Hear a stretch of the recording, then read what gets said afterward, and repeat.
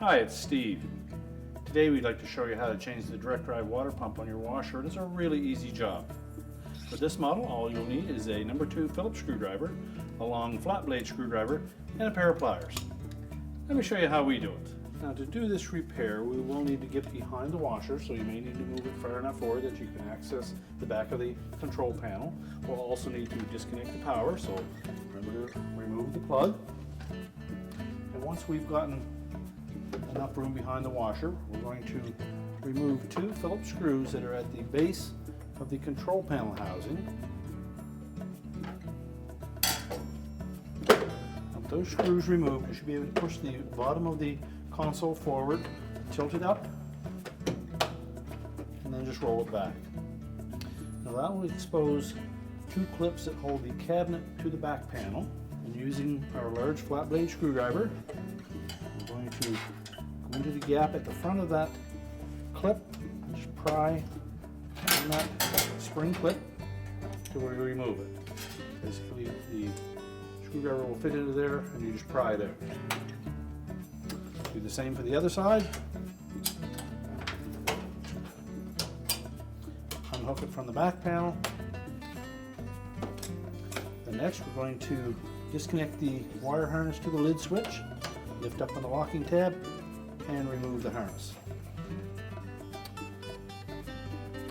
Now next we're going to tilt that whole cabinet forward by lifting up slightly at the back so that we clear the water inlet funnel. And just pull it slightly forward at the bottom and we can lift it away. The pump is located on the front of the motor. It's held in place with 2 little spring clips. And we also have an inlet hose from the tub and the drain hose going out from the bottom. And the bottom edge of this metal shield is quite sharp, so be very careful when working in that area. So first we'll remove the 2 hoses. Start by compressing the spring clamps, slide them up the hose.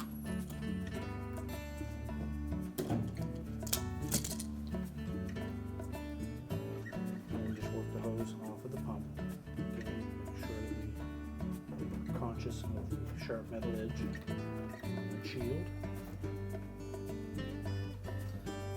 Next we'll remove these 2 spring clips.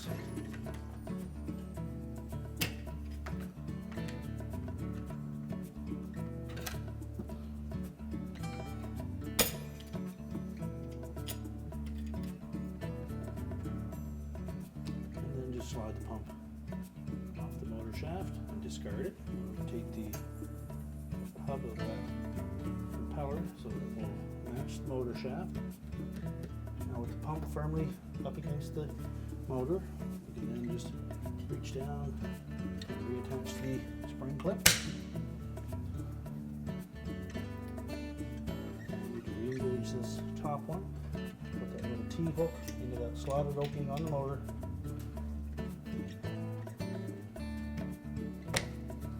Press it into place. Next we'll reconnect the hoses and just ensure that there's nothing caught in that inlet hose. Make sure it's fully inserted on the pump nozzle as well as the drain. Reposition the clamps.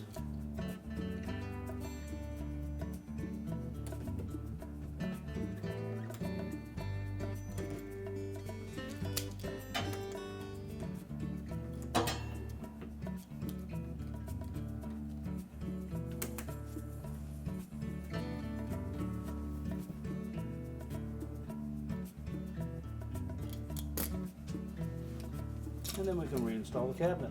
Now when reinstalling the cabinet, there's a couple of things that we need to make sure we line up. There is a slot on the back corners of both sides of the cabinet, as well as a small rectangular slot at the front corners of the cabinet, and they will engage little tabs that stick out of the base frame. And also the cross piece at the very bottom front of the cabinet will go under the base while the sides sit on the top of the base. So As we position it, we'll slide it in under from the front, carefully lower it down.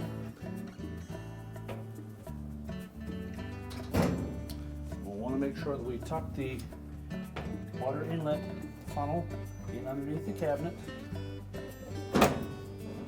and then ensure that the back corners of the cabinet fit onto those little tabs.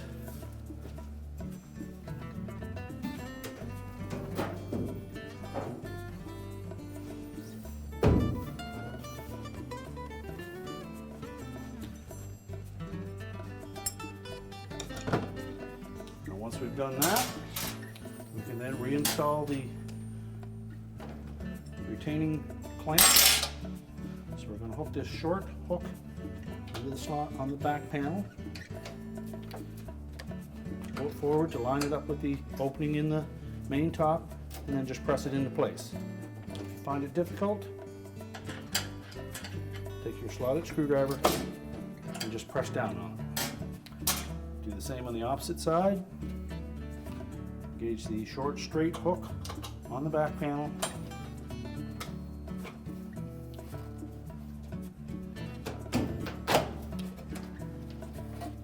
Make sure it's pushed firmly forward, and then press the clamp into place. And lastly, we need to reconnect the wire harness to the door switch.